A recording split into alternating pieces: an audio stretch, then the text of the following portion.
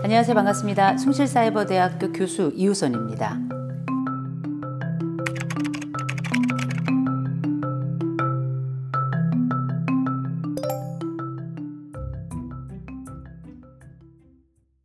상담 주제 중에 가장 많아요. 관계라고 하는 게 내가 처음 태어났을 때 부모와의 관계도 있고, 성장해 가면서 친구와의 관계도 있고, 조금 더 자라서는 연인과의 관계가 있고, 그 다음 누군가와 배우자가 되어서 그렇게 부부간의 관계가 있고, 다시 내가 아이를 낳아서 부모 자식 간의 관계를 맺고, 그렇게 나이 들어가면서 나와 내 인생과의 관계를 맺게 되는데, 이런 모든 것들이 연결되어 있고 솔루션들은 매 단계마다 필요한데, 특별히 나이 들어가면서 이 사람이 가지고 있는 가장 어려운 지점이 뭐냐, 그리고 이 어려운 지점에 대한 상담 주제 중에 사람들이 가장 많이 찾는 게 뭐냐, 그게 관계였던 거죠. 관계를 잘한다면 생애의 만족도가 높아지는 것이다, 생애의 성공에 관련된 이야기다 라고 얘기할 수 있을 정도로 관계는 두려움의 대상이자 동시에 성공의 대상이자 간절함의 대상이자 또 성취의 대상이 아닌가 싶습니다.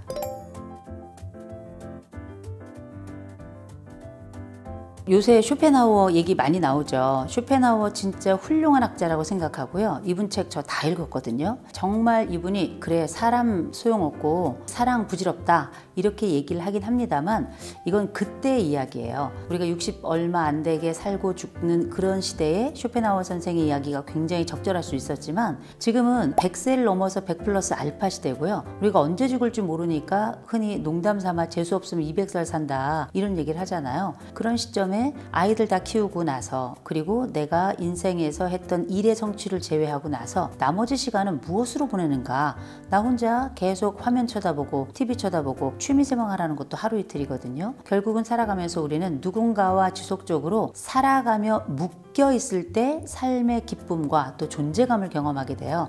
그 결국 사람은 끊임없이 또 다른 사람을 찾는 거죠. 다만 그 찾는 과정에 실패하거나 넘어진 경험이 있거나 흔히 우리가 말하는 상처 경험이 있었기 때문에 내가 다시금 그 관계 혹은 내가 예상치 못했던 변수가 생길 것 같은 그 상황 속에 들어가기가 두려운 것 뿐이에요. 나이 들수록 점점 우린 친구가 줄어들 거고, 나이 들수록 우리 아이들도 우리를 봐주지 않을 거고요. 나이 들수록 배우자는 다른 곳만 쳐다보고 있을 겁니다. 그 모든 상황 속에 고독이라는 단어로 다른 사람들을 밀어내고 살기에는 남은 인생이 너무 길어졌다. 오히려 지금이야말로 연결의 시대다. 그리고 지금이야말로 결속의 시대다. 앞으로 살아가야 될 세월이 어마어마하게 많다면 이때 우리를 지탱해 주는 것은 무엇인가? 대개 의료의 망도 있고, 또 교육의 망도 있고, 복지의 망도 있고, 또 관계의 망도 있을 텐데, 이 수많은 망들 중에서 관계의 망만큼은 시스템으로 돌아가는 게 아니에요. 내가 만들고 유지하고 구축하고 또 가장 탄탄한 여러 개의 기둥을 통해서 나를 지켜주는 사적 관계를 통한 연결된 개체가 되는 거거든요. 이게 나를 지켜주는 겁니다. 나이 들수록 훨씬 더 고독에 민감해지기에, 길어진 수명 속에 가장 중요한 연결의 시대를 살고 있기에 관계는 더없이 중요해졌다라고 봅니다.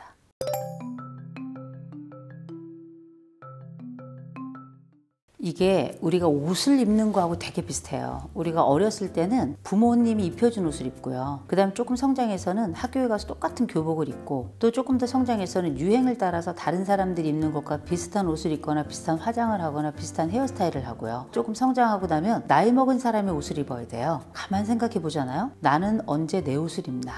내 옷이라고 생각했던 것들은 보통 남이 만들어주거나 혹은 규격화된 그 옷들, 그 문화 속에서 살았던 게 우리의 인생인데, 중년이 되고 그 이상의 나이를 먹어가게 되면 돌아봤을 때 내 인생에 나라고 말할 수 있는 게 뭐가 있나, 이런 생각을 해보더라고요. 다른 사람의 시선에 맞추고 또 다른 사람의 분위기에 맞추고 나를 제대로 돌아보지 못했던 나를 이렇게 관망하게 되는 시점이 오더라는 거죠. 생각해보면 나는 나에게 참 냉정했다. 어쩌면 나를 늘 여집합으로 생각하지 않았나, 원래 있던 것에서 남은 것으로 내 것을 만들지 않았나, 이런 생각을 해보게 되더라고요. 우리가 지금까지는 그렇게 살았다 하더라도 또 계속 여집합으로 살아갈 것인가, 남의 시선에 맞추는 그런 옷을 입고 살 것인가, 그건 좀 아닌 것 같아서, 그럼 어떻게 하면 나라는 사람의 나라는 삶을 살 것인가 생각해 본다면, 제일 먼저 내가 누군지를 알아야 어떤 역할을 하고 어떤 행동을 하고 어떤 말을 해야 될지 알게 되잖아요. 이걸 저는 정체성이라고 부르는데, 이 정체성이 선명해지기 위해서는 제일 먼저 있는 그대로의 나를 기뻐하는 것부터 시작해야 되겠더라고요. 보통 환대라고 하는 거에 대해서 유럽에서 환대가 있고요, 중동에서 환대 개념이 있습니다. 우리가 알고 있는 환대는 주로 유럽 개념을 많이 알고 있어요. 이를테면 내가 너를 초대해. 그럼 그 사람이 내 초대에 응해서 우리 집, 우리 파티에 올 거 아니에요. 이건 흔히 초대에 의한 환대라고 불러요. 이건 당연히 일종의 공식처럼 네가 나에게 와서 나는 기뻐. 이거는 뭐 굉장히 자연스러운데 중동식 환대는 좀 달라요. 베두인족, 몽골도 마찬가지고 에스키모도 마찬가지예요. 아주 척박한 곳에 사람들은 나그네가 이렇게 지나가면 그 사람을 일부러 막 다가가가지고 데리고 와서 자기 집에서 먹이고 입히고 하잖아요. 우리가 이 사람이 도둑놈인지 강도인지 이 사람이 어떤 마음을 품고 있을지 아무도 모르잖아요. 그럼에도 불구하고 지나갈 때 그 사람을 데리고 와서 먹이고 입히는 이유는 뭐냐면 그가 나그네 되었을 때 내가 그를 돕지 않는다면 그 사람은 그 척박한 환경에 죽을 수밖에 없는 거거든요. 그러면 내가 나그네 되었을 때에도 누군가 나를 도와야 되지 않겠는가. 그 사람이 누구인지 모르겠지만 그 사람을 내 집에 들이고 그 사람을 먹이고 입히는 과정을 우리가 보통 방문에 의한 환대라고 부릅니다. 중년쯤 돼서 다들 느끼는 걸 거예요.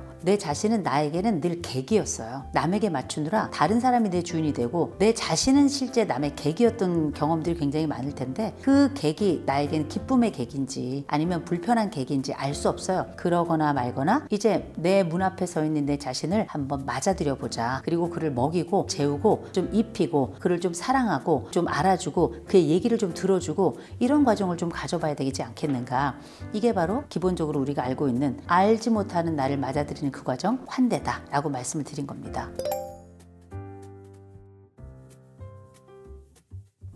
근데 이제 환대라고 하는 게 전 이렇게 생각했으면 좋겠어요. 인생을 살아가면서 참 의미 있게 살았다라고 하면 보통 두 가지거든요. 하나는 내 삶을 충실하게 사는 것, 또 한 가지는 다른 사람도 함께 충실하게 살 수 있도록 도울 수 있는 것. 이 두 가지를 얘기할 수 있을 텐데 이집트 신화에 보면 이런 얘기가 있다잖아요. 사람이 죽으면 신 앞에 선대요. 그럴 때 신이 그 사람에게 질문을 한답니다. 두 가지 질문을 하는데 긍정적인 답변을 하면 이 사람은 천국을 가고 부정적인 답변을 하면 지옥을 간다는 거예요. 그 질문의 첫 번째는 뭐냐면 네 인생이 너에게 기쁨이었니? 또 하나의 질문은 그 기쁨이 다른 사람에게도 기쁨이었니? 어쩌면 우리는 두 번째 질문을 중심으로 우리 인생을 먼저 살지 않았나. 그럼 이제 나이를 들어간다는 건 그 첫 번째 질문에 대답할 때가 되었다. 내 인생이 나에게 기쁨이었는지, 나라는 사람을 어떻게 기쁘게 맞아들일 수 있는지. 그래서 내가 가지고 있는 행복이라고 하는 대단히 추상적인 단어 속에 나를 시달리고 나를 좀 고통스럽게 만들고 또 삶에서 성취라는 단어를 위해서 말 달리듯이 그렇게 채찍질했던 내 자신에게 기쁨이 어떤 것인지를 제일 먼저 직면하게 하는 것. 그게 바로 나를 향한 첫 번째 환대의 시작점이 아닐까 싶습니다.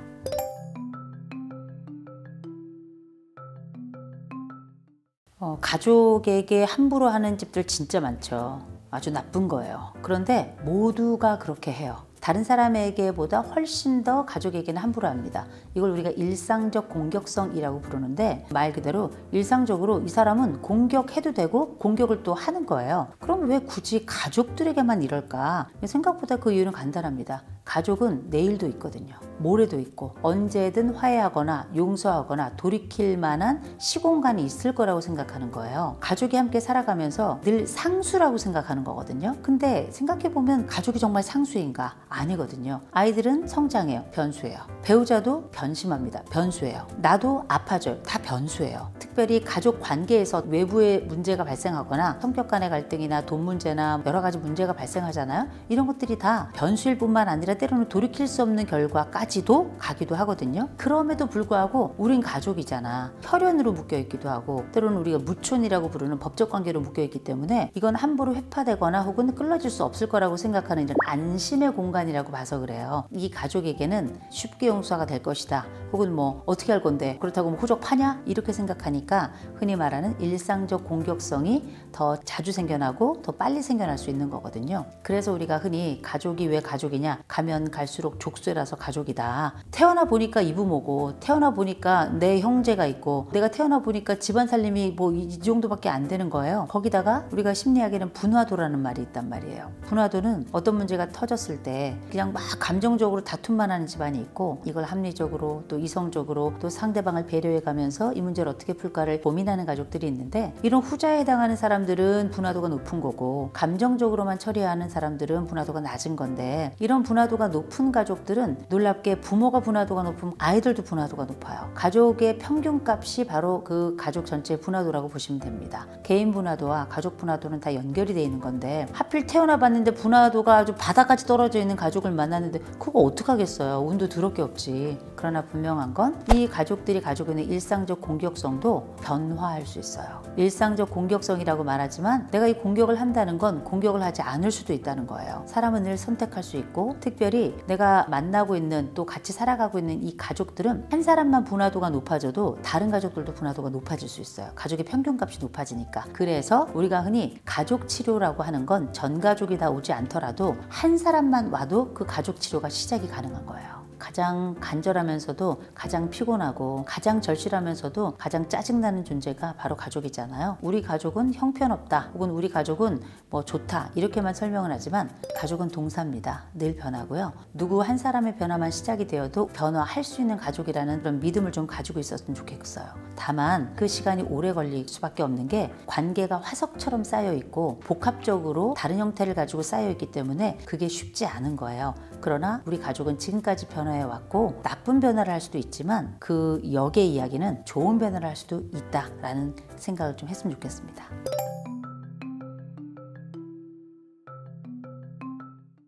유료 상담이 제일 좋긴 해요. 근데 생각해 보세요. 밖에서 너무 친절한 사람인데 집에만 들어가면 난리야. 밖에서 너무 예의 범절 대단한데 엄마 아버지한테는 쌍욕을 하는 애들이 있단 말이에요. 관계가 패턴화돼서 그래요.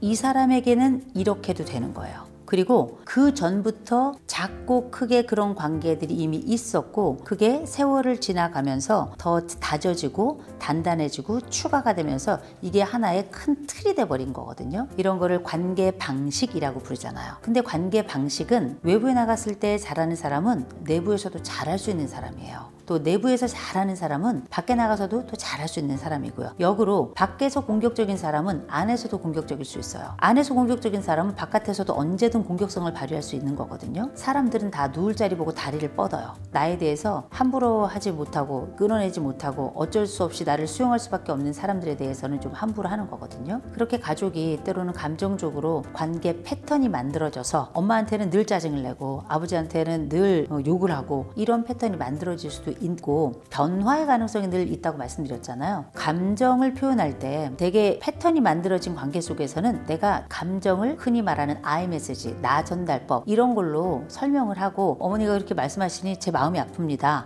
이렇게 전형적인 아이메시지 같은 거 쓰더라도 엄마가 웃기시네 이러면 이제 그 다음 순간으로 넘어갈 수가 없고, 그 다음번에 똑같은 상황이 왔을 때 그 액션을 하고 싶지 않단 말이에요. 더군다나 우리가 오랫동안 묵은 때를 벗기려면 떼수건이 엄청 왔다 갔다 해야 돼요. 때로는 살이 아픕니다. 그래서 어떤 변화가 필요하고 그 변화를 꼭 해야 된다고 생각을 한다면 작정을 해야 돼요. 용기를 내야 돼요. 고백을 한다는 게 얼마나 어려운 일입니까? 우리가 연애한다고 생각해 보세요. 나 자기 너무 좋아, 뭐 누구씨 사랑해, 이런 얘기 하잖아요. 이 사랑해가 입이 안 떨어지는 사람들 진짜 어려워요. 이런 사람들은 거울 보고 시뮬레이션도 해보고, 나 혼자서 공중에다 대고 길거리 가다가도 해보고, 서가지고 갑자기 액션을 해보기도 하고, 목욕탕에서 때밀다가도 갑자기 생각을 해보기도 하고 하잖아요. 그런 것처럼 내가 내 가족에게 내 감정을 잘 순화시키고 또 잘 둥글려 가지고 좋은 대화를 하고 싶다면 제일 먼저 상상을 많이 해야 돼요. 그런데 상대방이 그것도 받아줄 만한 환경이어야지만 그게 또 먹히잖아요. 절망하지 마셔야 돼요. 내가 어떤 내 감정을 잘 동글려 가지고 이렇게 편안하게 내 가족에게 설명을 하거나 혹은 잘 표현을 했어. 그런데 그 가족이 그걸 잘 받아주지 않았어. 그래도 다음번에 또 하고 또 하고. 감정 표현할 방법을 잘 모르는 사람들도 있어요. 부모님들 중에 특히 그런 분들이 있고, 자녀들 중에서도 함부로 말하는 애들은 엄마에게 다른 방법으로 말하면 큰일 나는 줄 아는 애들도 있어요. 그러면 얘기해 줘야 돼요. 일종의 인생 훈육이라고 보시면 됩니다. 가르침을 통해서 우리는 기준을 갖고 그 기준을 통해서 새로운 룰을 만들어 가는 거거든요. 부모님이 막 욕을 하잖아요. 그러면 어머니 욕하지 않으셨으면 좋겠어요. 그건 어머니께 어울리지 않아요 라고 말씀을 드릴 필요가 있고요. 자식들이 욕을 하잖아. 네가 밖에 나가서 욕을 할지 모르겠지만 집안에선 욕하지 마라, 적절하지 않다 라고 알려주시고 얘기해 주셔야 돼요. 부모도 배워야 되고요. 자식도 지속적으로 이런저런 조언을 들을 필요가 저는 있다고 생각해요. 감정 표현도 마찬가지입니다. 감정 표현을 누군가 한다는 건 굉장히 어렵고 용기를 낸 거예요. 어머니 사랑합니다 하잖아요. 헛소리 하시네, 평소에 잘하시지, 이럴 게 아니라 쳐다보고 낯설고 간지럽고 오글거리지 마, 고맙다, 그렇게 말해주니 나도 정말 고맙다. 나도 너를 정말 사랑한다. 엄마 네가 진짜 좋아. 그런데 꼭 이 표현이 아니더라도 다양한 방식으로 내 가족에게 전달할 수 있는 거예요. 흔히 많이 하는 거 있잖아요. 오다 주었다 뭐 이런 거 있잖아요. 집집마다 정서 표현 방식은 다 다르니까 그냥 애써 보는 겁니다. 제가 한 가지 꼭 말씀드리고 싶은 게 있는데 나이 들수록 어떤 것이 필요하냐 그러면 사람들이 다 행복에 대해서 얘기를 해요. 행복은 말입니다. 잡을 수 없어요. 전 행복은 없는 거라고 생각해요. 행복은 추상 명사입니다. 그래서 눈에 보이지도 않을 뿐더러 사람마다 그 기준이 다 달라요. 가족들 간에도 행복에 대한 기준이 다 달라요. 그래서 머릿속에 행복하면 어떤 그림이 떠오르는지 한번 상상해 보셔야 돼요. 집집마다 다 달라요. 가족마다 다 달라요. 그 다른 그림을 서로 펼쳐놓고 맞춰봐야 돼요. 그러면 그 중에 놀랍게 가족은 공통분모를 가져요. 그 공통분모로부터 우리는 또다시 건강한 공통의 꿈을 꾸기 시작하는 거거든요. 누구든지 행복해질 수 있어요. 온 가족이 다 구체적으로 어떤 행동을 통해서 어떤 말을 통해서 이게 성취된다면 이게 행복한 거다 라고 하면 행복이 훨씬 더 쉬워져요. 가족이 행복을 말을 할 때는 반드시 구체적인 행동으로 구체적인 말로 그 성취를 할 수 있도록 하고 그걸 받아줘야 돼요. 이런 과정들이 가족원들이 다 감정 표현을 했을 때 용기를 낼 수 있는 과정이고 동시에 그걸 수용할 수 있는 과정이 아닌가 싶습니다.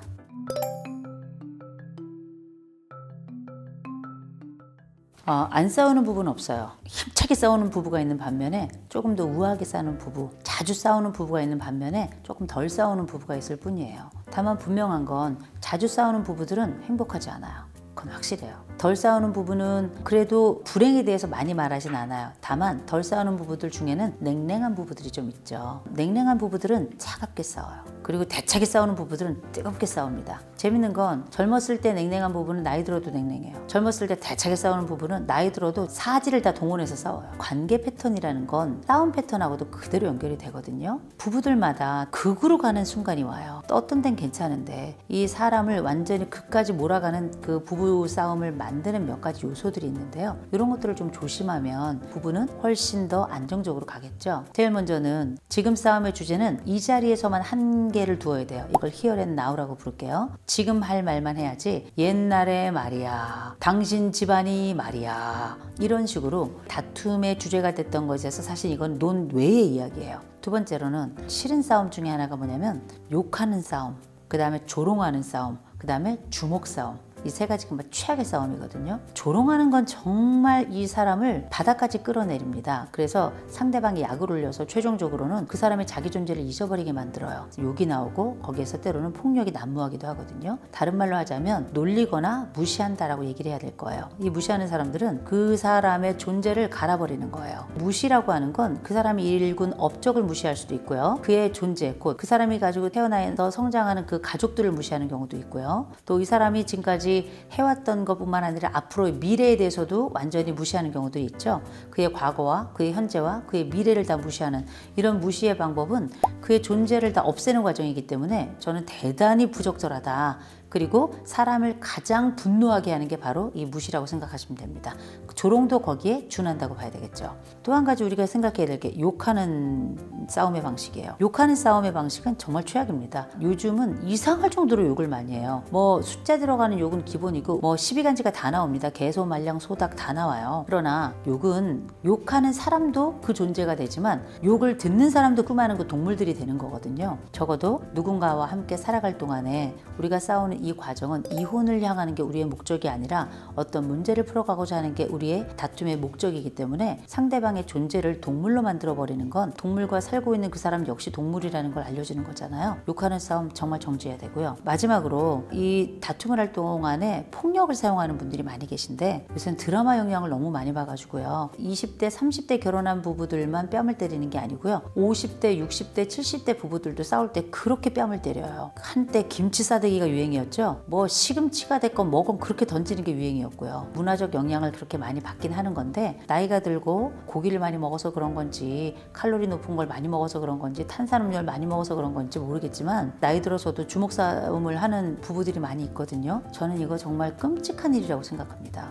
이런 주먹 싸움을 할 정도의 에너지면 그냥 따로 사세요. 이미 아픈 몸을 더 아프게 만들고 상대방의 존재를 깔고 누워서 주먹을 아무렇게나 휘두르는 그 사람은 도대체 몇 살인지를 물어보고 싶어요. 그 정도라면 그 부분은 벌써 갈라졌어야 했다. 저는 폭력을 행사하는 부부들은 중재를 많이 하지 않습니다. 중재 자체가 대단히 어려워요. 주먹부터 나오거든요. 그래서 중재를 안 하는 건 아니지만 부부 상담에 있어서는 저는 굉장히 조심스럽게 이혼을 좀 권하는 댁에 일방이 계속 맞거든요. 흔히 우리가 뭐 2인 삼각 이렇게 이야기하는데 2인 삼각이 아니더라도 팔을 맞잡고 손을 맞잡고 아이들을 머리에 이고 그렇게 앞으로 걸어가는 거 아니겠습니까? 그런 와중에 우리가 부부싸움을 하더라도 또 부부간에 갈등이 있다 하더라도 서로에 대해서 몇 가지는 좀 지켜야 될 것 같아요. 이 사람이 사람이라는 걸 기억해야 돼요. 부부로 살다 보면 배우자가 사람이라는 걸 잊는 경우도 많이 있습니다. 그러니까 무시하는 거예요.